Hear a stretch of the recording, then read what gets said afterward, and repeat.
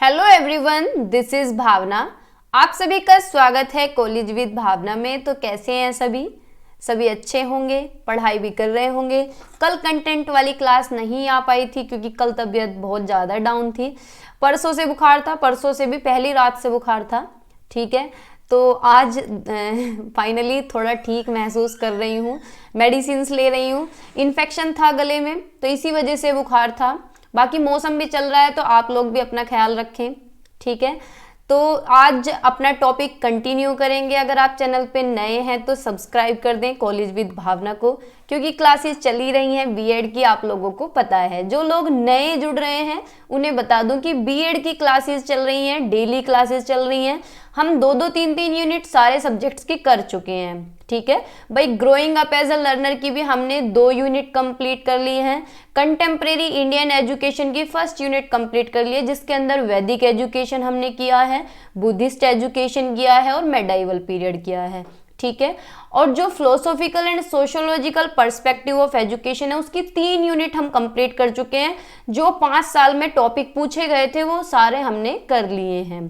ठीक है, तो मैंने प्लेलिस्ट भी सभी की बनाई हुई है, तो आप लोग देख सकते हैं।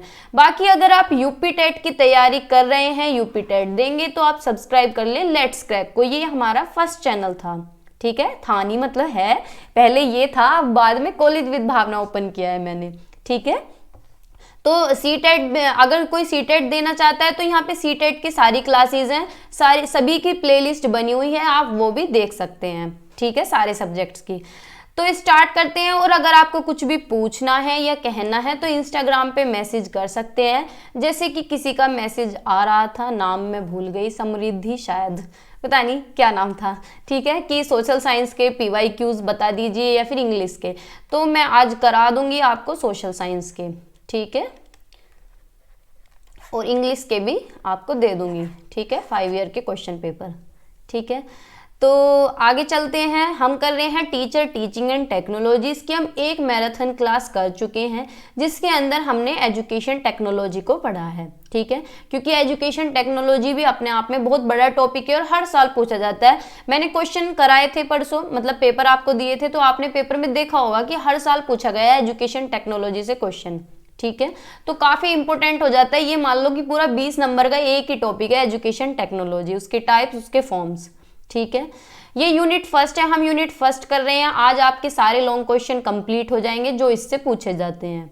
ठीक है, और हम लेके चल रहे हैं पिछले 5 साल के पेपर 2022, 19, 18, 17 और 16। 20 में तो प्रमोट हुए थे, कोरोना था। 20-21 का इतना ज़्यादा कुछ है नहीं। 21 में 1.5 घंटे का पेपर आया था, तो वो भी इतना इंपॉर्टेंट हमारे लिए नहीं है। ठीक है, तो हम कर रहे हैं 22, 19, 18, 17 और 16। ठीक है, तो अगर आप चैनल पे नए हैं तो सब्सक्राइब कर ले और बेल आइकन को भी ऑन कर ले, क्योंकि वीडियोस की जो टाइमिंग है वैसे तो शाम में ही मैं अपलोड करती हूँ, 7 बजे के आसपास, 7 बजे ही करती हूँ, लेकिन अगर ऊपर नीचे भी हो जाता है तो आपके पास नोटिफिकेशन आ जाए।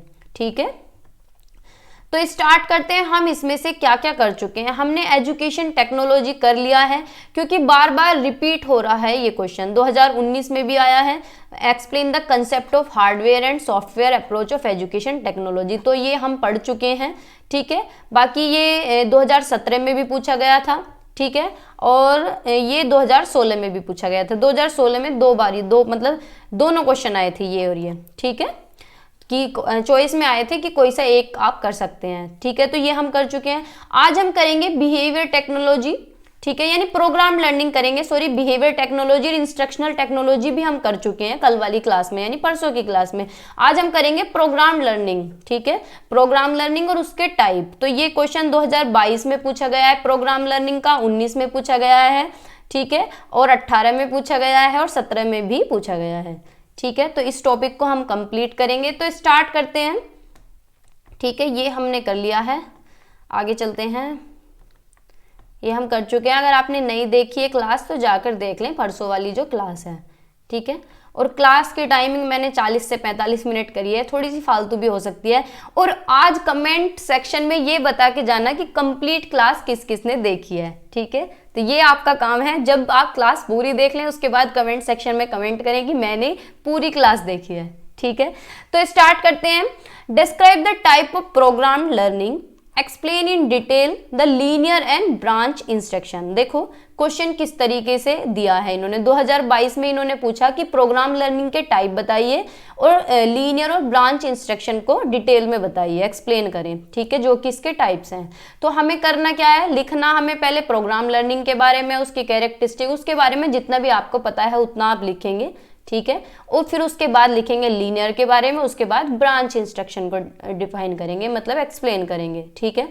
फिर 2019 में क्वेश्चन पूछा गया कि right the need of programmed instruction, describe the brief steps followed in the construction of programmed instruction. यानी ये पूरा ही प्रोग्राम इंस्ट्रक्शन के बारे में पूछा गया है, लेकिन हम इसमें भी टाइप्स वगैरह लिखेंगे और इसके स्टेप्स भी लिखेंगे कि किस तरह से कंस्ट्रक्ट होता है, ठीक है, वो भी हम अब करेंगे।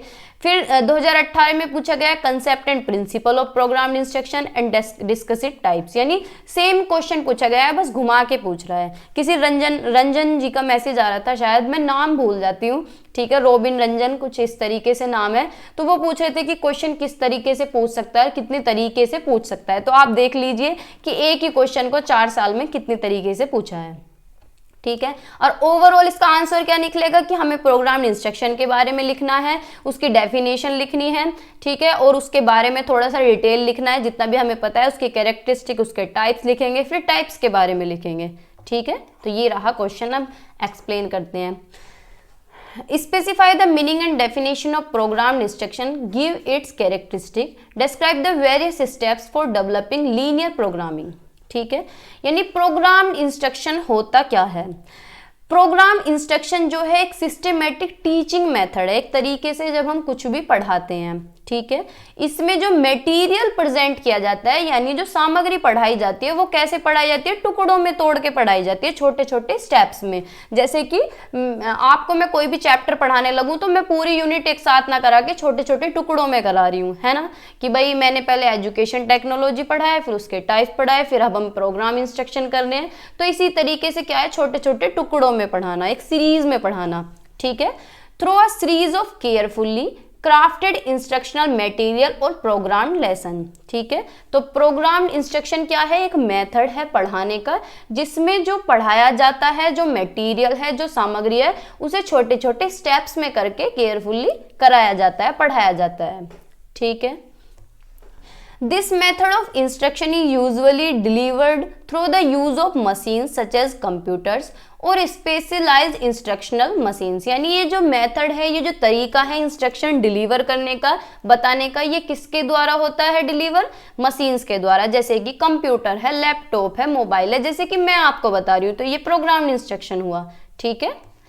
and aims to enable learners to learn at his own pace and level। यानी और इसका उद्देश्य क्या होता है कि बच्चों को ये सक्षम बनाना कि बच्चे अपने स्पीड से सीख सकें, जितना उनका पोटेंशियल है, अपने लेवल के अकॉर्डिंग सीख सकें। जैसे कि आप कितने लोग पढ़ रहे हैं, जैसे कि हमारे 850 सब्सक्राइबर हैं, 850 लर्नर हैं, तो सबका जो सीखने का पेस है, सबके जो पोटेंशियल है, सबकी जो स्पीड है, वो अलग अलग है। कोई एक बारी में ही समझ रहा है, कोई 2 बारी में समझ रहा है, कोई 3 बारी में समझ रहा है, और कोई एक ही बारी में स्पीड बढ़ा के समझ रहा है, ठीक है। तो आपका क्या है, खुद का पेस और खुद का लेवल है, ठीक है। आगे चलते हैं, फिर इसकी डेफिनेशन देखते हैं कि प्रोग्राम इंस्ट्रक्शन एक नई तकनीकी है, नई स्ट्रेटेजी है, पढ़ाने की नई रणनीति है, ठीक है। It is highly individualised instructional strategy for the modification of behaviour. यानी एक तरीके से ये हाईली इंडिविजुअलाइज्ड है, यानी हर एक पर्टिकुलर पे ध्यान दिया जा रहा है, किस लिए, हमारा बिहेवियर मॉडिफाई करने के लिए, बिहेवियर को मॉडिफाई करने के लिए। Modern programme instruction originate from the psychology of learning. ये कहाँ से ओरिजिनेट हुआ है, देखो साइकोलॉजी में 3rd यूनिट है लर्निंग यूनिट, ठीक है, उसमें ऑपरेंट कंडीशनिंग थ्योरी आपने देखी होगी, भाई देख ली होगी, नहीं देखी होगी तो मैं आपको कराऊंगी ऑपरेंट कंडीशनिंग थ्योरी, ठीक है, जो कि किसने दी है, BF स्किनर ने दी है, ठीक है। तो वहीं से ये प्रोग्राम लर्निंग वहीं से ओरिजिनेट हुए, क्योंकि इस थ्योरी के अंदर सारी जो फोकस है वो है रीइंफोर्समेंट पे। रीइंफोर्समेंट क्या होता है? पुनर्बलन देना यानी फीडबैक देना। पॉजिटिव भी दे सकते हैं, नेगेटिव भी। फीडबैक यानी जैसे कि आप पढ़ रहे हो, मैं कहूँ आपको कि वाओ शाबाश, तुमने तो बहुत अच्छा काम किया है, वाओ ग्रेट शिवानी, तुम्हारे तो इतने अच्छे मार्क्स आए हैं, वाओ पूजा तुम्हारे तो इतने अच्छे मार्क्स आए हैं। तुम साथ के साथ पढ़ रहे हो, वाह पूजा आज तो तुमने पूरी क्लास देखी है, तुम तो बहुत अच्छा करोगे आगे। तो ये क्या है? रीइंफोर्समेंट देना, पुनर्बलन देना। ठीक है, तो पूरी थ्योरी इसी पे ही बेस्ड है। ठीक है, तो इसी से ये चीज ओरिजिनेट हुई है, यानी प्रोग्राम जो लर्निंग है वो यहीं से ही ओरिजिनेट हुई है। ठीक है, किसने दिया है? बीएफ स्किनर ने ही इसी को दिया है, वो भी आगे पढ़ेंगे। ठीक है, थोड़ा समझ में आया होगा। तो कहां से ओरिजिनेट हुई है? Psychology of learning, not from technology, यानी टेक्नोलॉजी से कोई ओरिजिनेट नहीं हुई है, ये टेक्नोलॉजी से नहीं आई है। ये किससे आई है? ऑपरेंट कंडीशनिंग थ्योरी से, यानी साइकोलॉजी ऑफ लर्निंग से। साइकोलॉजी के अंदर ही तो है थर्ड यूनिट लर्निंग की, है ना। जो growing up as a learner है उसे साइकोलॉजी ही बोलते हैं। ठीक है, मनोविज्ञान।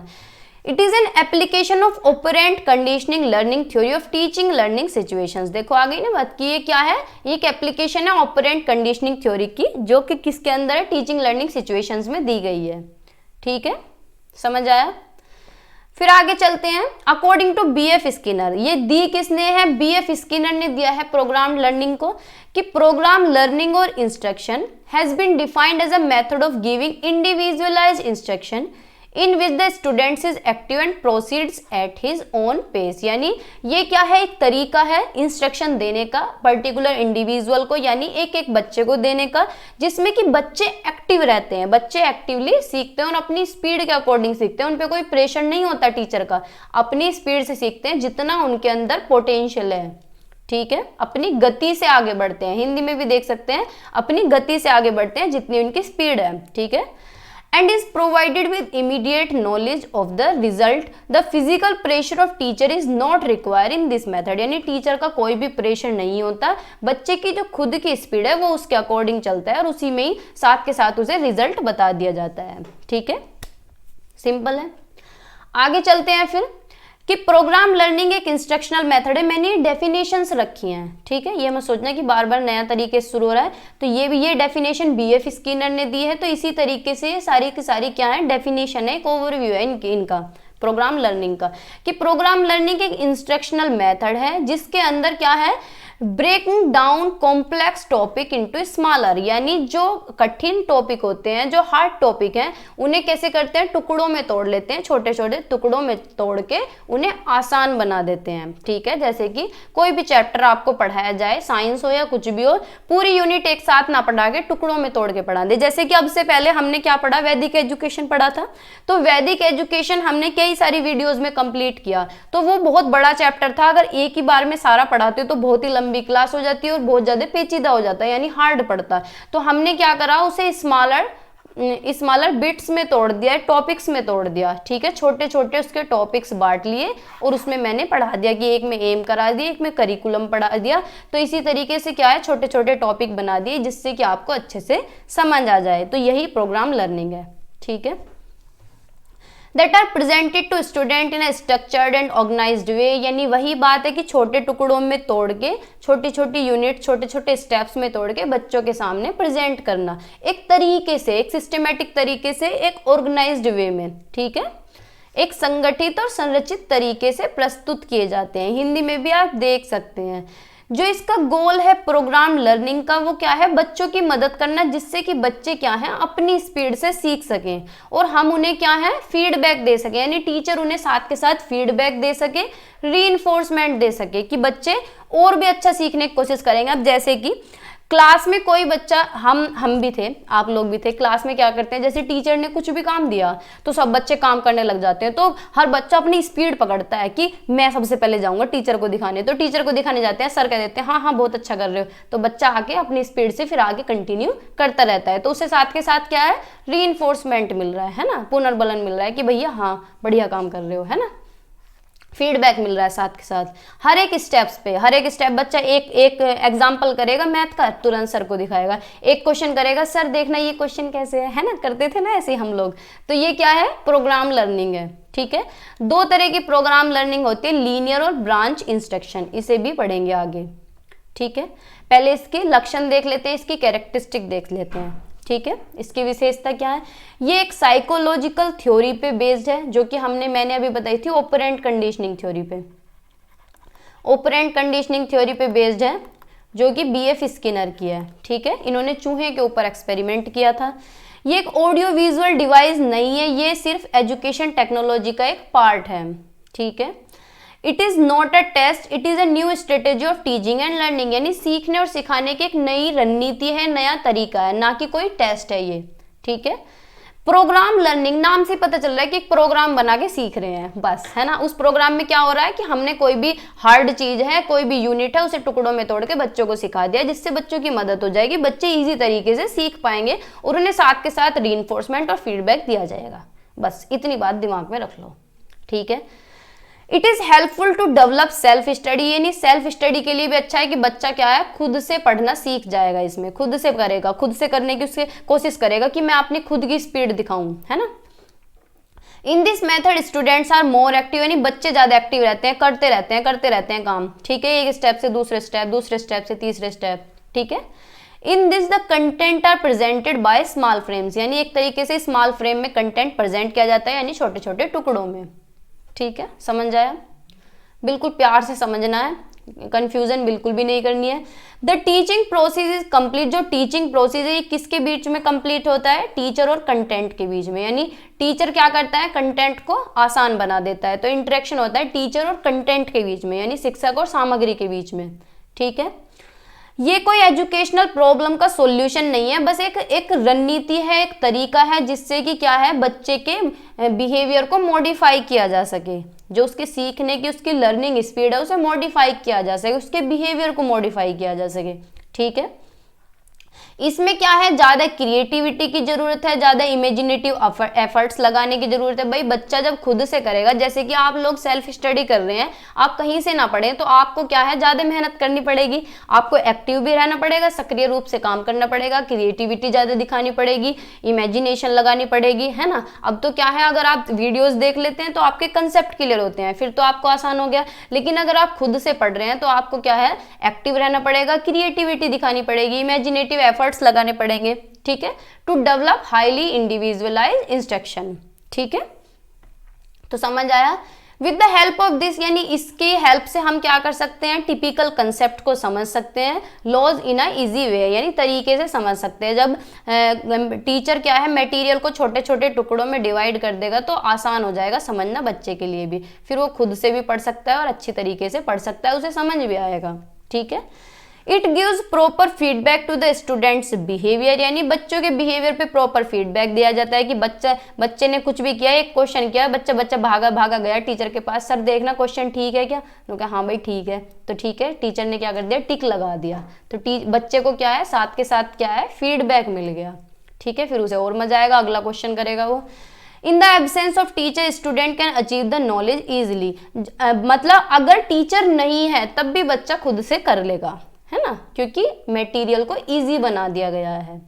ठीक है, in this the steps are arranged in a logical sequence, यानी जो स्टेप्स हैं, जो भी कंटेंट हम पढ़ रहे हैं उसे लॉजिकल सीक्वेंस में अरेंज किया गया है।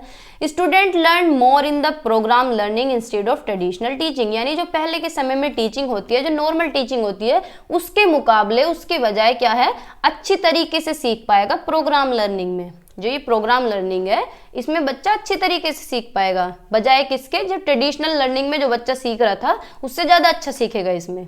ठीक है, समझ आया ना? फिर आगे चलते हैं, अब इसके प्रिंसिपल देख लेते हैं। प्रिंसिपल क्या है प्रोग्राम लर्निंग के? फर्स्ट जो प्रिंसिपल है, principle of small steps. Step हट गया यहाँ से, अच्छा देखो स्टेप्स यहाँ पे चला गया, ये स्टेप यहाँ आना था, यानी छोटे चरणों का सिद्धांत।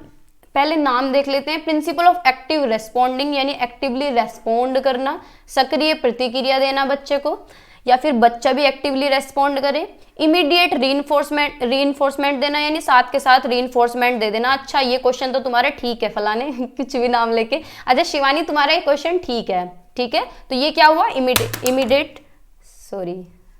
इमीडिएट रीइंफोर्समेंट हुआ। ठीक है, प्रिंसिपल ऑफ सेल्फ पेसिंग, यानी बच्चा अपनी स्पीड से चलेगा, टीचर का कोई प्रेशर नहीं होगा। कोई बच्चा स्लो चल रहा है तो स्लो चलेगा, कोई बच्चा तेज चल रहा है तो तेज चलेगा, अपनी मर्जी से चलेगा। ठीक है। सेल्फ टेस्टिंग, बच्चा खुद से भी परीक्षण कर सकता है कि मेरा ये ठीक है नहीं। ठीक है। प्रिंसिपल ऑफ गेटिंग, यानी बच्चा क्या है लास्ट में खुश हो जाएगा कि हाँ मेरा तो सारा काम बढ़िया चल रहा है। ठीक है। तो आप पेपर में इस तरीके से भी ग्राफ बना सकते हैं, ये बीच में इस तरीके से लिख के कि प्रिंसिपल ऑफ प्रोग्राम्ड इंस्ट्रक्शन, फिर उसके बाद इस तरीके से बना सकते हैं। ठीक है। इससे क्या होगा, आपके पेज भी कवर हो जाते हैं और इम्प्रेसिव भी लगता है। ठीक है। तो इस तरीके से लिख सकते हैं, हिंदी में भी लिख सकते हैं जैसे हिंदी में लिखा हुआ है। ठीक है। मैं तो इंग्लिश, मतलब मेरा तो मीडियम इंग्लिश है, तो आप हिंदी में लिख सकते हैं। मैंने हिंदी में लिखा है, छोटे चरणों का सिद्धांत, सक्रिय प्रतिक्रिया, तत्काल सुदृढ़ीकरण, स्वयं पेसिंग, स्वयं परीक्षण, उल्लास का सिद्धांत। ठीक है। अब पढ़ते हैं एक एक करके। फर्स्ट है प्रिंसिपल ऑफ स्मॉल स्टेप्स, यानी छोटे चरणों का सिद्धांत। नाम से ही पता चल रहा है छोटे चरण, यानी छोटे छोटे चरण, छोटे छोटे स्टेप्स में चीजों को तोड़ दिया गया है। पढ़ते हैं the subject matter is broken down into a sequence of small steps, यानी जो विषय वस्तु है उसे छोटे छोटे चरणों में क्रम से विभाजित किया गया, यानी छोटे छोटे स्टेप्स में तोड़ दिया गया है sequentially. By which each step is clear and easy to learn, जिससे कि क्या है हर एक स्टेप क्लियर हो जाए बच्चे को और आसानी से वो सीख पाए। ठीक है।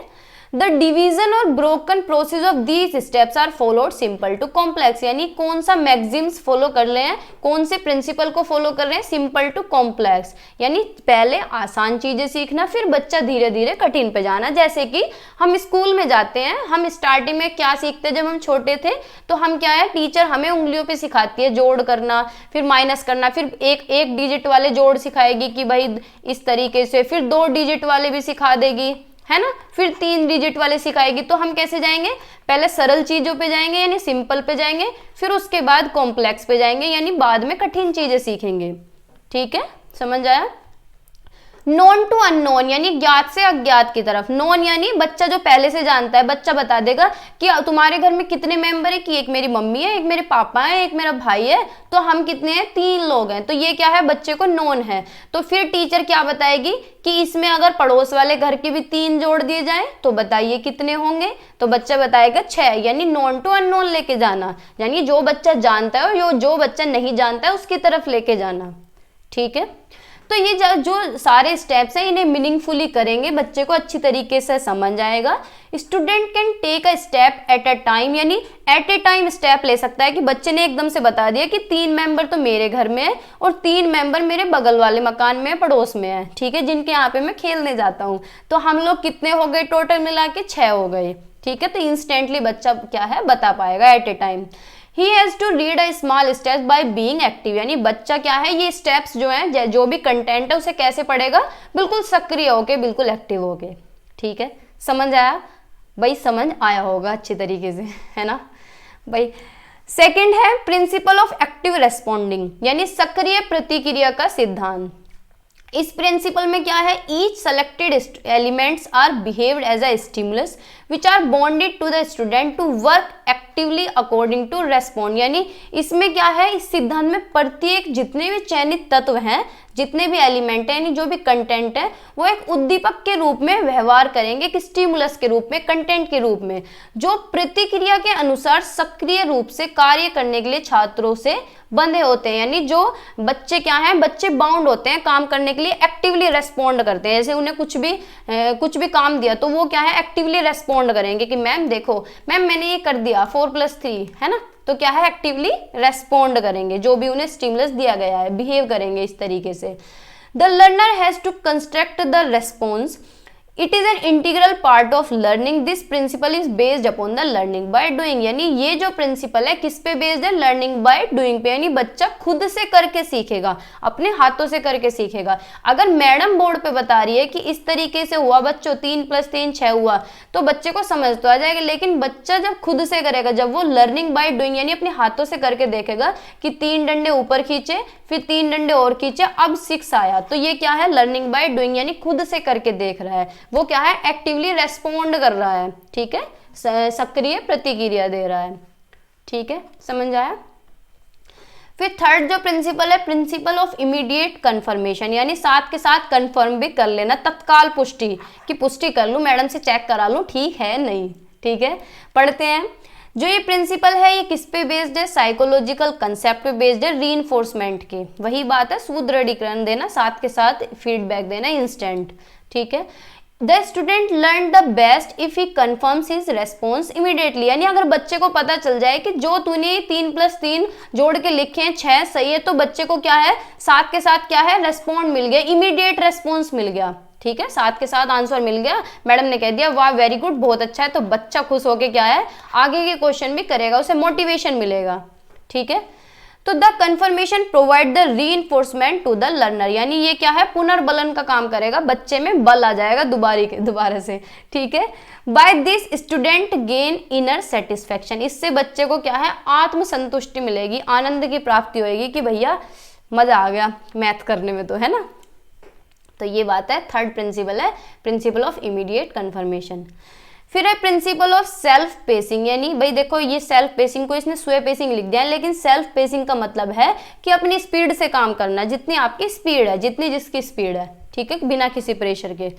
तो ये किस पे बेस्ड है, इंडिविजुअल डिफरेंसेस पे बेस्ड है, यानी व्यक्तिगत विभिन्नता पे बेस्ड है कि हर बच्चा, हर व्यक्ति क्या है, अलग है, हर व्यक्ति क्या है, विभिन्न है, हर व्यक्ति क्या है, भिन्न है, एक से दूसरा अलग है, हर कोई यूनिक है, मेरे से आप अलग हैं, मैं आपसे अलग हूँ। ठीक है, क्या पता आप मुझसे ज्यादा होशियार हूँ, है ना। Because no two persons are equal in this world, क्योंकि इस दुनिया में कोई भी एक जैसा नहीं होता, सभी की एबिलिटी अलग है। ठीक है, सभी के सीखने का इंटरेस्ट अलग है, किसी को किसी चीज में इंटरेस्ट आता है, सबकी लर्निंग कैपेसिटी अलग है कि कितनी कैपेसिटी है, कितना कोई सीख सकता है। ठीक है, तो वन पर्सन इज टोटली और mutually differ to one person, यानी एक पर्सन दूसरे पर्सन से अलग है। जैसे कि जुड़वा बच्चे भी एक जैसे नहीं होते, वो भी अलग होते हैं, कोई पढ़ाई में अच्छा है तो कोई किसी चीज में अच्छा है, कोई खेल में अच्छा है ना। So all the student learn in a same way और सेम क्वांटिटी, तो सभी बच्चे क्या हैं, अपने अकॉर्डिंग अपनी अलग क्वांटिटी से सीखते हैं, किसी का सीखने का तरीका कुछ होता है, किसी का कुछ होता है। In programming each student can work each step slowly और as quickly as he can, यानी इन प्रोग्राम में, यानी जो भी प्रोग्राम, जो भी कंटेंट बच्चे को दिया गया है उसमें कुछ आप स्लोली भी करते हैं, क्विकली भी करते हैं, जो जिस तरह का बच्चा है वो उसी तरीके से काम करता है, यानी अपनी स्पीड के अकॉर्डिंग करता है। ठीक है, अपनी खुद की स्पीड हो। ठीक है, ये क्या है, सेल्फ पेस के अकॉर्डिंग। ठीक है, फिर है सेल्फ टेस्टिंग, यानी प्रिंसिपल ऑफ सेल्फ टेस्टिंग, यानी स्व परीक्षण, नाम से पता चल रहा है खुद की टेस्टिंग करना, कि भाई मैंने अपना काम कर लिया और मैं खुद से चेक कर रही हूँ कि हाँ ठीक है, मेरे इतने नंबर इसमें आ सकते हैं, है ना।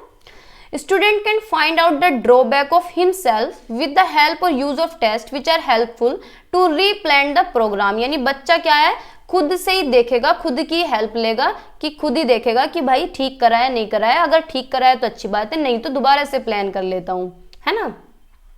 इसमें बच्चा क्या है, खुद को ही मूल्यांकन करेगा, यानी खुद को ही इवेल्युएट करेगा। जैसे कि हम क्या है, हम कोई भी पेपर देते हैं या फिर हम कोई भी पेपर दे रहे हैं, अब से पहले भी आप लोगों ने पेपर दिए होंगे, तो खुद से ही मार्क्स डिसाइड कर लेना कि इस क्वेश्चन में मेरे 2 नंबर है, इसमें मेरे 3 नंबर है, इसमें मेरे 4 नंबर है, मेरे इतने नंबर हो गए।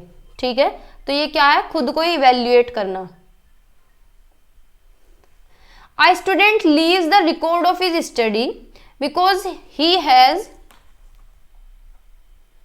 फोन बज रहा है, sorry, a student leaves the record of his study because he has to write a response for each step on a response sheet, यानी क्या है, एक बच्चे को a student leaves the record of, कहा रहे थे, एक छात्र अपने अध्ययन का रिकॉर्ड इसलिए छोड़ देता है क्योंकि उसे उत्तर पत्रक पर प्रत्येक चरण के लिए उत्तर लिखना होता है, यानी अपनी रिकॉर्ड शीट छोड़ देगा, अपने अकॉर्डिंग उसमें आंसर लिखेगा। ठीक है, this remind the principle of self testing, यानी अपने अकॉर्डिंग टेस्ट करना, अपना परीक्षण करना। ठीक है, जैसे कि हम थोड़ी बहुत जगह छोड़ देते हैं कि यहाँ अपना पूरा इवेल्युएशन लिख लेंगे कि कौन से सब्जेक्ट में कितने मार्क्स आ रहे हैं। ठीक है, फिर है नेक्स्ट प्रिंसिपल ऑफ गेटिंग, यानी प्रफुल्लता का सिद्धांत, कि स्टूडेंट गेन गेटिव when he is successful in work और प्रोग्राम, यानी कोई भी कंटेंट हो, कोई भी काम हो, जब उसमें उसे सक्सेसफुल मिल जाएगी, सफलता मिल जाएगी, तो बच्चे को क्या है, खुशी मिलेगी, वो प्रफुल्लता से फूलना नहीं समाएगा। ठीक है, अब है ऑब्जेक्टिव ऑफ प्रोग्राम लर्निंग, यानी इसके उद्देश्य क्या है, इसमें क्या है, to help the student to learn by doing, यानी इसका उद्देश्य है कि बच्चा क्या है, करके सीखता है, खुद से करेगा। अपनी स्पीड से सीखेगा, to provide the situation, to learn at is own pace यानी खुद की स्पीड से सीखेगा, to help student to learn without the presence of teacher यानी अगर टीचर प्रेजेंट ना हो तो भी सीख सकेगा, टीचर की प्रेजेंस के बिना भी सीख लेगा यानी सेल्फ स्टडी से सीख लेगा। किससे? सेल्फ स्टडी से, जिसे क्या बोलते हैं? स्वअध्ययन। ठीक है। To present the content in a controlled manner and in logically related steps यानी जो कंटेंट प्रोवाइड किया जाएगा वो कैसे? लॉजिकली, छोटे छोटे टुकड़ों में, स्टेप्स में। ठीक है, कंट्रोल्ड तरीके से। To study by himself and assess his own performance by comparing with the given answer यानी जो आंसर दिया गया उसी के बेस पे खुद को कंपेयर कर सकता है यानी सेल्फ टेस्टिंग। ठीक है, समझ आया?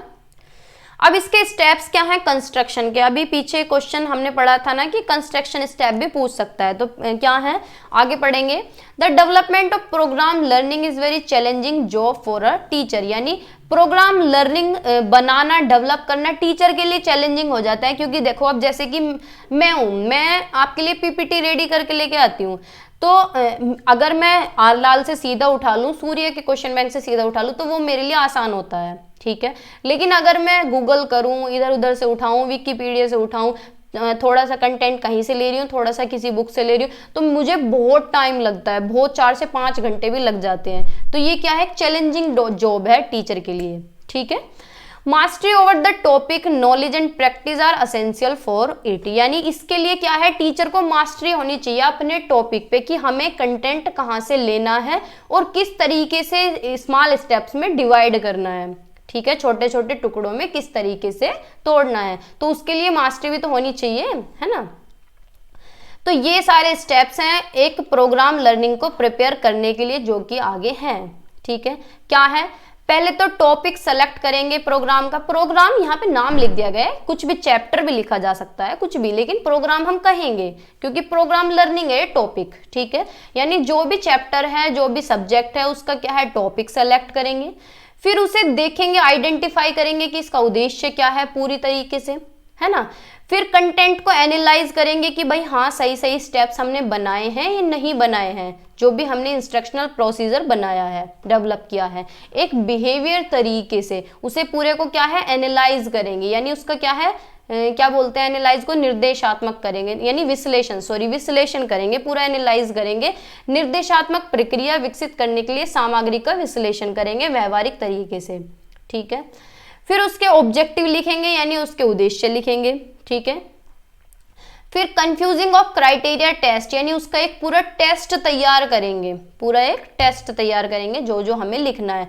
फिर deciding appropriate paradigm and strategy of a programme यानी किसी कार्यक्रम के उपयुक्त प्रतिमान और रणनीति तय करना कि किस रणनीति के साथ हमें ये प्रेजेंट करना है। ठीक है, राइटिंग प्रोग्राम्स फ्रेम्स, फिर उसे एक फ्रेम में लिखेंगे। एंड इंडिविजुअल ट्राई आउट यानी बच्चे पे ट्राई करेंगे, दिखाएंगे कि अब तुम इस तरीके से इसे पढ़ सकते हो। ठीक है, ग्रुप में भी दिखा सकते हैं, इंडिविजुअली भी दिखा सकते हैं। And edit the programme and prepare final draft यानी जहां बच्चों को समझ नहीं आएगा दोबारा से एडिट करेंगे और फिर फाइनल ड्राफ्ट तैयार करेंगे। ठीक है, फिर master validation of programme learning in terms of internal and external criteria यानी उसे मास्टरी वैलिड करेंगे। ठीक है, फिर उसे prepare of a manual of the programme यानी लास्ट में क्या है? प्रिपेयर कर देंगे भाई कि पब्लिश कर देंगे कि हाँ अब ये है फाइनल, अब इसमें कोई चेंजेस नहीं होंगे। ठीक है, तो ये सारे स्टेप फॉलो किए जाएंगे कोई भी एक इफेक्टिव प्रोग्राम बनाने के लिए। यार सिंपल सी बात है, हम कोई भी चैप्टर तैयार कर रहे हैं तो पहले चैप्टर को देखेंगे, फिर उसे एनालाइज करेंगे, उसके ऑब्जेक्टिव लिखेंगे, फिर उसे पूरे तरीके से तैयार कर देंगे, बच्चों को प्रेजेंट करेंगे। अगर बच्चों को मजा नहीं आ रहा, समझ नहीं आ रहा तो उसे दोबारा से एडिट करेंगे, दोबारा से फ्रेम करेंगे। यानी पूरा ये नॉर्मल अगर अपने ऊपर लेके देखो तो बिल्कुल नॉर्मल है। ठीक है, बुक की लैंग्वेज में लिख के फिर लास्ट में क्या है? लास्ट में पब्लिश करेंगे, लास्ट में एक मैनुअल तैयार हो जाएगा जिसमें कोई भी चेंज नहीं होएगा। जैसे कि एनसीईआरटी है, जब एनसीईआरटी बनी होगी तो एकदम थोड़ी बनी होगी, 10 साल लगे होंगे उसे बनने में कि भाई अब जाके तैयार हुई है, अब उसमें कोई भी चेंज नहीं होगा। ठीक है, the procedure is very time consuming यानी जो ये प्रोसीजर है, तरीका है, बहुत ज्यादा टाइम लेता है। The programme text is different from conventional test because the workability of the material is determined on the basis of student response यानी कहने का मतलब क्या है कि इसमें बहुत ज्यादा टाइम लगता है आज क्या हो रहा है, मेरे हाथों से पेन इतना छूट रहा है। तो जो ये मटेरियल है इसमें बहुत ज़्यादा टाइम लगता है, क्योंकि ये बच्चे के रेस्पॉन्स पे डिपेंड करता है कि बच्चे को समझ आ रहा है नहीं समझ आ रहा है। अगर बच्चे को मटेरियल ठीक नहीं लग रहा तो भैया दोबारा से एडिट करना पड़ेगा, ठीक है। 2 बार पेन गिर चुका है। तीन तरह का प्रोग्राम इंस्ट्रक्शन या प्रोग्राम लर्निंग होती है। फर्स्ट है लीनियर प्रोग्रामिंग, यानी ये BF स्किनर ने ही दी है। सेकंड है ब्रांचिंग प्रोग्रामिंग, नॉर्मन ए क्राउडर नाम के ये साइकोलॉजिस्ट थे, उन्होंने दी है। एक है मैथेटिक्स प्रोग्रामिंग, ये थॉमस F गिलबर्ट ने दिया। ये मैंने नाम लिख लिए हैं क्योंकि किसी भी कॉम्पिटिटिव एग्जाम में पूछ लेता है कि ये किसने दिया है, ये किसने दिया है, ये किसने दिया है, ठीक है। कहाँ पूछेगा? यूपी टेट में पूछता है, सी टेट में तो नहीं पूछता है, यूपी टेट में पूछ लेगा, रीट में पूछ लेगा, DSSB में पूछ सकता है। तो इसी तरीके के जो एग्ज़ाम होते हैं उनमें पूछ लेता है, ठीक है। तो अभी से ही ध्यान में रखेंगे तो आगे जाके ध्यान आ जाएगा, ठीक है। तो एक एक करके सारों को पढ़ते हैं। भाई सारों को क्या, ये तो कहीं नहीं पूछा गया और ना ही ये बुक में दिया गया है मैथेटिक्स प्रोग्रामिंग, ठीक है। ये पूछा नहीं जाता है, आज तक भी नहीं पूछा गया है, ठीक है। तो पढ़ते हैं लीनियर प्रोग्रामिंग, यानी कोई भी प्रोग्राम यानी कुछ भी कंटेंट अगर हम पढ़ा रहे हैं किस तरीके से, लीनियर सीधी रेखा में, ना दाएं मुड़ना ना बाएं मुड़ना, सीधा जाना। तो ये किसने दिया है? प्रोफेसर BF स्किनर ने दिया है, 1954 में दिया है। तो जो बेस है इस प्रोग्राम का वो भी साइकोलॉजिकल है क्योंकि उसी का ही तो पार्ट है ये। And the main aim of this to give instruction, यानी इसका क्या है उद्देश्य? इंस्ट्रक्शन देना। ये एक नई रणनीति है इंस्ट्रक्शन देने की। Highly individualise instructional strategy for modification of behaviour, यानी उसी की तरह क्या है, बिहेवियर मॉडिफाई करने के लिए, जैसे वो था वैसे ही ये है, ठीक है। लेकिन इसमें क्या है, बिल्कुल सीधी रेखा में चलता है कि एक स्टेप क्लियर कर लिया, फिर दूसरा स्टेप, फिर तीसरा स्टेप। जैसे कि हम क्लास करते हैं कि भाई first class, second class, third class, fourth class, कि किसी स्कूल में ऐसा हो जाता है कि हम बच्चे को क्लास नहीं छुड़वाएंगे, तो वो क्या है, लीनियर प्रोग्रामिंग है, ठीक है। इतना सिंपल से तरीके से समझ लो। It is used for instructional purpose but it can also be employed as a mechanism of feedback device for improving teaching efficiency, यानी इसमें फीडबैक भी मिल सकता है जिससे कि टीचर को भी फीडबैक मिल सकता है जिससे कि टीचिंग एफिशिएंसी भी इम्प्रूव हो सके। जो टीचर की दक्षता है, पढ़ाने की जो दक्षता है वो भी इम्प्रूव की जा सके। The theoretical knowledge of program instruction is essential to use it as feedback device for the modification of teacher behavior, यानी प्रोग्राम इंस्ट्रक्शन की थ्योरेटिकल नॉलेज भी होनी चाहिए। प्रोग्राम इंस्ट्रक्शन यानी जो भी कंटेंट हम पढ़ा रहे हैं उसकी थ्योरेटिकल नॉलेज भी होनी चाहिए फीडबैक के लिए, जिससे कि टीचर्स को भी मॉडिफाई किया जा सके, टीचर का बिहेवियर भी मॉडिफाई किया जा सके, ठीक है। तो इसका जो वर्बल मीनिंग है, the verbal meaning of linear programme is work of straight line, यानी सीधी रेखा में काम करना, ठीक है। जिसमें कि क्या है, student learn entering behaviour to terminal behaviour in a straight line, यानी देखो आप यहाँ देख सकते हैं ये एंटरिंग बिहेवियर के स्टेप फर्स्ट से चलेंगे, फिर फर्स्ट से चलेंगे, फिर 2 स्टेप, फिर 3, फिर 4, मतलब स्टेप बाय स्टेप चलेंगे। फिर लास्ट में आके आएगा क्या है, टर्मिनल बिहेवियर, यानी पहले एंटर करना कि फ्रंट दरवाजे से घुसना और पूरे घर में पूरे किले में घूम के जाना, फिर पिछले दरवाजे से निकल जाना, ठीक है। तो ये बात है कि बिल्कुल सीधी रेखा में चलना है, कोई भी स्टेप स्किप नहीं करना है। कोई भी, जैसे कि क्लास ही मान लेते हैं एग्जाम्पल के लिए, कि कोई भी क्लास आपको स्किप नहीं करनी है। और बाई चांस अगर आप किसी क्लास में फेल कर देते हैं तो प्रमोट नहीं करना है, इस क्लास को दोबारा से करना है, इस क्लास को क्या है, रिपीट करना है, दोबारा से करना है, ठीक है। तब अगले स्टेप पे जाएंगे, यानी ये स्टेप जब आ जाएगा तब अगले पे जाएंगे, ठीक है। छोड़ना कोई भी नहीं है, ठीक है। इसमें क्या है, कंटेंट बिल्कुल स्मॉल स्टेप्स में प्रोवाइड किया जाता है, जैसे कि प्रोग्राम में था, ठीक है, एक सिस्टमेटिक तरीके से, जहां स्टूडेंट क्या है, रिएक्ट करते हैं हर एक स्टेप पे which are related to terminal behaviour, ठीक है। यानी एंटरिंग बिहेवियर और टर्मिनल बिहेवियर, स्टार्टिंग करेंगे फिर एंडिंग करेंगे, ठीक है। हर एक स्टेप वाइज चलेंगे, फर्स्ट फ्रेम, फिर second frame, third frame, fourth frame, fifth, six, seventh, eight, ठीक है, समझ आ गया। अकॉर्डिंग टू BF स्किनर इन्होंने डेफिनेशन दी है कि the best way to teach student is to break the subject matter into meaningful segment of information and right steps in such a way, इतना ही समझते हैं कि सबसे अच्छा तरीका क्या है बच्चों को समझाने का, उनके सामने विषय वस्तु प्रस्तुत करने का, उनके सामने सब्जेक्ट प्रेजेंट करने का, कि उसे क्या करें, तोड़ दें छोटे छोटे सब्जेक्ट्स में, जिससे कि क्या है एक मीनिंगफुल सेगमेंट निकल के आ सके। जैसे कि हमें कोई चैप्टर पढ़ाना है बच्चों को, फूड के बारे में पढ़ाना है, तो हम सिर्फ पहले आज के टाइम में क्या करेंगे, जैसे आज हम पढ़ाने गए क्लास में, तो हम क्या है पहले उसका इंट्रोडक्शन पढ़ाएंगे पूरा, ठीक है, सेगमेंट में तोड़ तोड़ के, कि बच्चों आज तो इंट्रोडक्शन पढ़ते हैं, कल फूड के बारे में पढ़ेंगे, परसों इसके टाइप्स पढ़ेंगे, उससे अगले दिन इसकी कैरेक्टरिस्टिक पढ़ेंगे, फिर यूजेस पढ़ेंगे, इस तरीके से, ठीक है। मीनिंगफुल सेगमेंट में क्या है, तोड़ तोड़ के पढ़ेंगे, ठीक है। And write small steps in such a way that only the correct response are likely to occur, यानी क्या है छोटे छोटे स्टेप्स में लिखना बिल्कुल तरीके से, जिससे कि बच्चे क्या है अच्छी तरह सीख सकें और सक्सेसफुल हो सकें, ठीक है, सफलता मिल सके बच्चों को। The student should be provided immediate knowledge of the result of his performance, और साथ के साथ ही बच्चों को पता चल जाए कि कितना आया है, इमीडिएट नॉलेज उनकी पता चल जाए कि बच्चों को कितना समझ आ रहा है, उनकी परफॉर्मेंस का भी पता चल जाए, साथ के साथ उनका रिजल्ट निकल के आ जाए कि बच्चों को इंट्रोडक्शन समझ आया, बच्चों को फूड के बारे में समझ आया कि नहीं आया, ठीक है। इसकी विशेषता क्या है, एक गुड लीनियर प्रोग्राम की क्या है, एक अच्छा प्रोग्राम कब कहलाएगा, जब इन this program all the student learn in same frame, यानी सब अच्छे तरीके से सीखेंगे, सेम फ्रेम में सीखेंगे, ठीक है। It is precisely written in a transparent communication media and optimum size, यानी कम्युनिकेशन बिल्कुल कैसा होगा, ट्रांसपेरेंट होगा, जिसमें बीच में कोई भी रुकावट नहीं होगी, कोई भी पर्दा नहीं होगा, आमने सामने बातचीत होंगी, ठीक है। Printing of the programme is neat and clean, it is free from mistake, यानी जो प्रोग्राम है वो कैसा प्रिंट होना चाहिए, उसमें एक तो मिस्टेक नहीं होना चाहिए और नीट एंड क्लीन होना चाहिए, यानी जो भी कंटेंट हम प्रेजेंट कर रहे हैं। Mostly creative response are used in linear programming, creative response होना चाहिए, ठीक है, यानी कुछ ना कुछ यूनिक होना चाहिए। Control student response in linear program, यानी बच्चों को इसमें क्या है कंट्रोल भी किया जाता है, बच्चों पे नियंत्रण भी किया जाता है, ठीक है।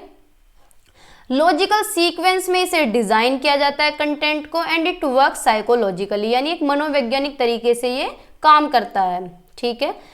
लीनियर प्रोग्राम प्रोवाइड करता है क्लियर अंडरस्टैंडिंग, यानी बिल्कुल क्लियर समझ प्रदान करेगा किसकी, कोई भी कंसेप्ट की, जो भी टॉपिक हम पढ़ रहे हैं, and sufficient practice of the skill that is aim to be provided, और सफिशिएंट बच्चों को प्रैक्टिस की भी जरूरत पड़ती है, ठीक है। The sequence of this item is in decreasing order of stimulus support, finally reducing to the natural stimulus of the end, यानी लास्ट तक क्या है बच्चों को क्या है नेचुरल स्टिमुलस जो है वो खत्म हो जाए, बच्चे क्या है पूरी तरीके से सीख जाएं डिक्रीजिंग ऑर्डर में, यानी जब बच्चे सीखते चले जाएं तो उनकी मिस्टेक्स क्या है बिल्कुल खत्म हो जाएं, ठीक है, एक सीक्वेंस में वो सीख लें, ठीक है।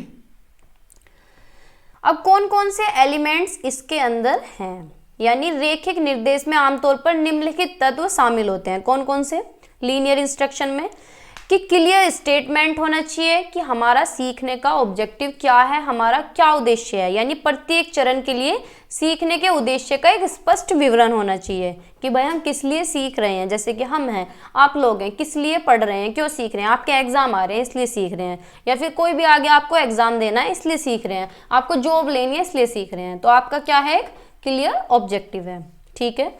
Set of instructional material such as text और ग्राफिक्स, यानी शिक्षण सामग्री का एक सेट, जैसे कि पाठ, चैप्टर कोई भी, या फिर ग्राफिक्स जो विषय के बारे में जानकारी प्रदान करता है कि इस विषय के अंदर ये हैं, ठीक है। जैसे कि इंडेक्स होता है, तो इंडेक्स से हमें क्या पता चलता है कि इस बुक के अंदर ये चैप्टर हैं, है ना, ऐसे होता है ना।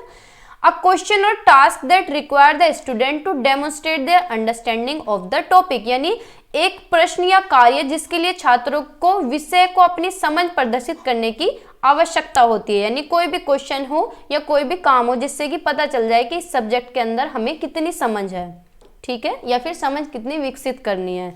जैसे कि हम बेस बनाते हैं, हम मैथ पढ़ते हैं तो हम स्टार्टिंग में क्या है नंबर सिस्टम पढ़ते हैं, अगर हमें नंबर सिस्टम अच्छे से आता है तो हमारा इंटरेस्ट डेवलप हो जाता है चैप्टर में, ठीक है, समझ बन जाती है, हमें लगता है कि हम पूरा मैथ कर लेंगे, है ना।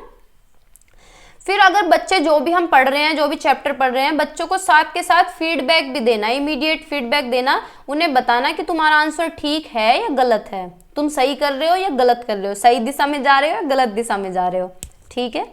रीइंफोर्समेंट सच एज प्रेज और additional instruction to help the student learn from their mistake, यानी उन्हें सुदृढ़ीकरण देना, रीइंफोर्समेंट देना, पुनर्बलन देना। अब ये रीइंफोर्समेंट तुम तारीफ भी कर सकते हो बच्चे की, या फिर उसे एडिशनल इंस्ट्रक्शन भी दे सकते हो कि बच्चे यहाँ ऐसे नहीं ऐसे करना है, जिससे बच्चे क्या है अपनी गलतियों से सीख सकें। ठीक है, तो ये एलिमेंट इसके अंदर होते हैं। ठीक है, समझ आया, ये समझ आ गया ना।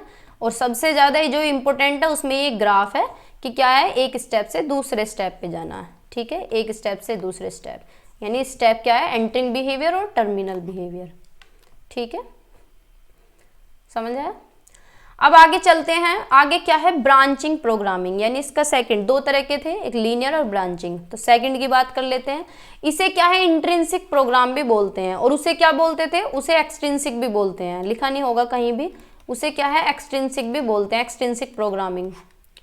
ठीक है, इसे इंट्रिंसिक प्रोग्रामिंग भी बोलते हैं। ये किसने दिया है, नॉर्मन ए क्राउडर ने दिया है 1954 में, जो कि एक साइकोलॉजिस्ट थे यूनाइटेड स्टेट में एयरफोर्स में। इसकी डेफिनेशन देख लेते हैं।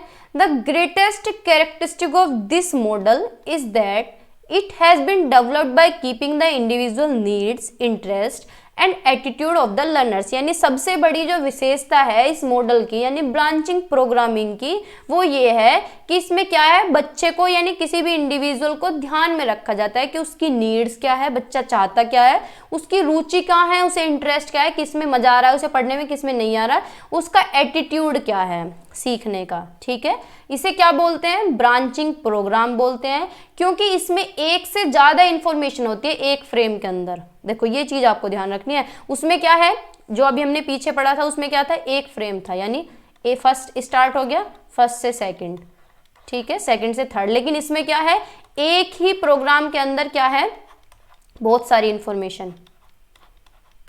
ठीक है, फिर उसके बाद सेकंड पे, सेकंड में भी इसी तरीके से बहुत सारी इंफॉर्मेशन।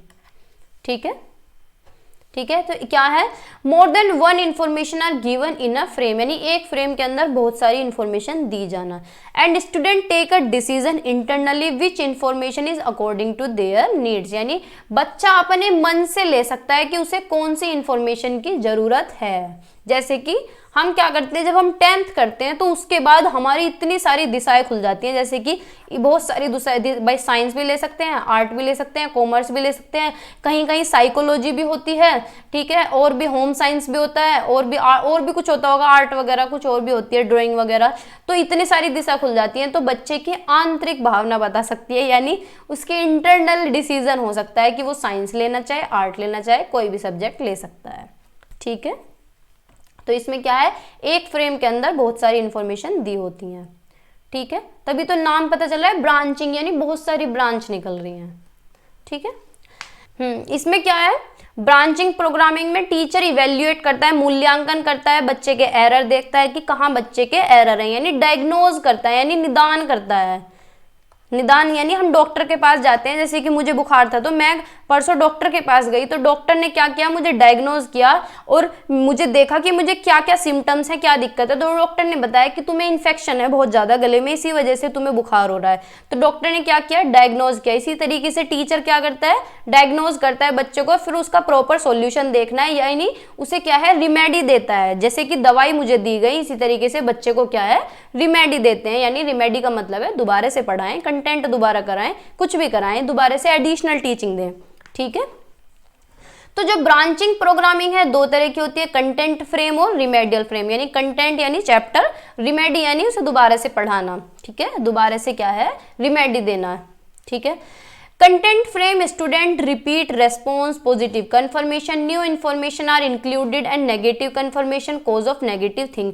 यानी क्या है, जो कंटेंट है, जो चैप्टर है, उसमें पॉजिटिव इन्फॉर्मेशन भी हो सकते हैं, पॉजिटिव कंफर्मेशन भी, यानी चैप्टर तरीके से चल रहा है तो चल रहा है, बढ़िया नंबर आ रहे हैं, लेकिन क्या है, बुरे नंबर भी आ सकते हैं, बेकार नंबर भी आ सकते हैं, ऐसा भी हो सकता है, बच्चे को समझना है। ठीक है, रिपीटेड रेस्पॉन्स भी हो सकता है। तो ये किसके अंदर है, रिमेडियल फ्रेम के अंदर, कि अगर बच्चे को समझ नहीं आया तो उसे क्या है, रिमेडी देना, उपचार देना। ठीक है, अब इसकी विशेषता क्या है, किस in this program immediately give feedback to the student, यानी साथ के साथ ही बच्चों को क्या है, फीडबैक दे दिया जाता है कि हाँ तुम ठीक कर रहे हो या फिर गलत कर रहे हो। अगर गलत कर रहे हो तो टीचर क्या है, रिमेडी देता है, ठीक है, यानी उपचार देता है, ठीक है, पढ़ाता है दोबारा से चैप्टर को।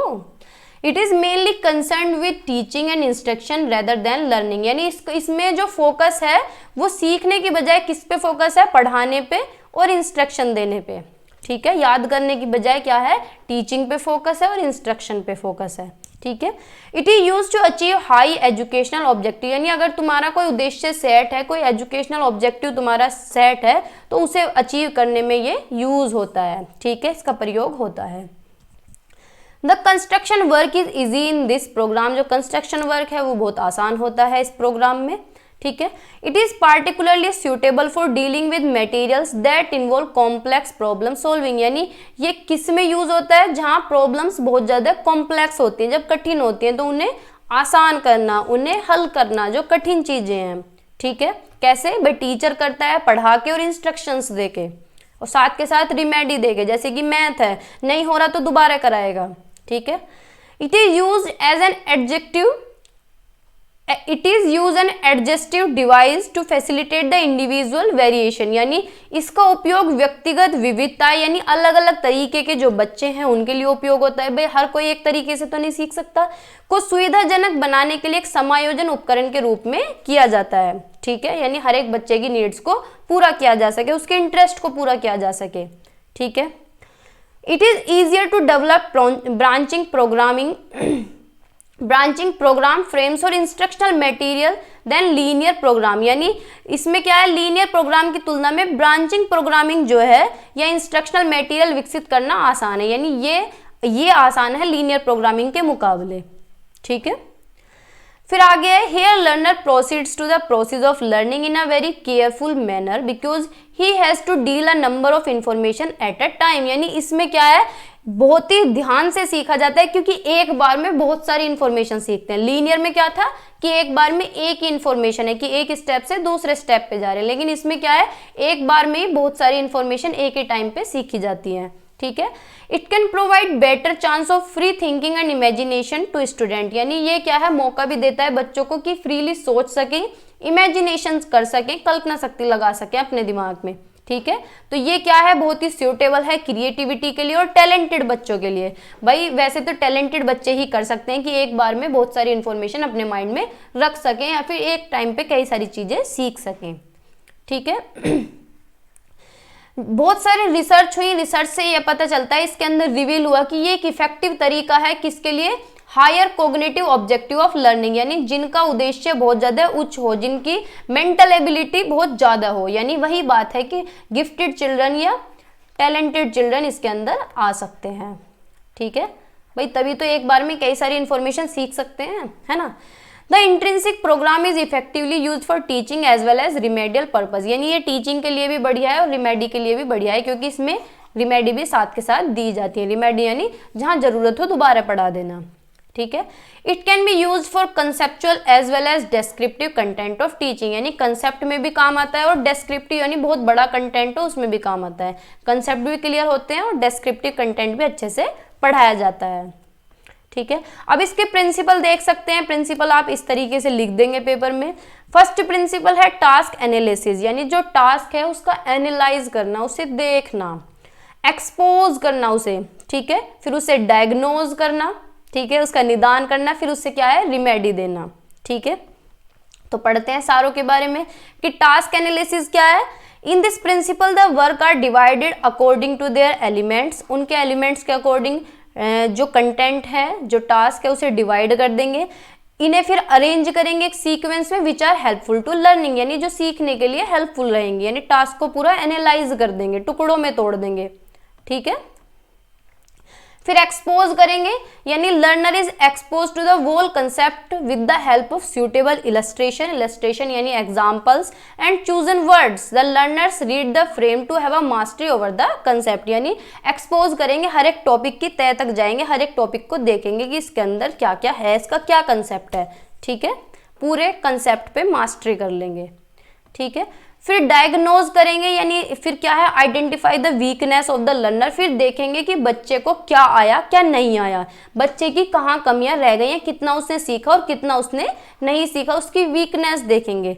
When learner attempt wrong option, his weakness come to knowledge, यानी जब बच्चा जैसे कि क्वेश्चंस पुट आउट करेगा या आंसर लिखेगा तो जो भी रॉन्ग ऑप्शन वो पुट करेगा, रॉन्ग आंसर अगर लगाएगा तो पता चल जाएगा कि उसकी वीकनेस क्या है, यानी उसे क्या समझ नहीं आया है। तो ये क्या है, ये वीकनेस जो है उसे डायग्नोज करने में मदद करेगी। और ये वीकनेस कैसे पता चलेगी, एमसीक्यू क्वेश्चन से, ठीक है। अब जैसे कि मैं आपको एमसीक्यू क्वेश्चन देने लगूं और आपके 10 में से 8 ठीक हो या 7 ठीक हो तो मुझे पता चल जाएगा कि 3 टॉपिक इन लोगों को समझ नहीं आए, ठीक है। तो ये क्या हो जाएगा, डायग्नोज हो जाएगा। फिर मैं उन 3 टॉपिक को दोबारा से कराऊं, यानी मैं आपको क्या दूंगी, रिमेडी दूंगी, ठीक है।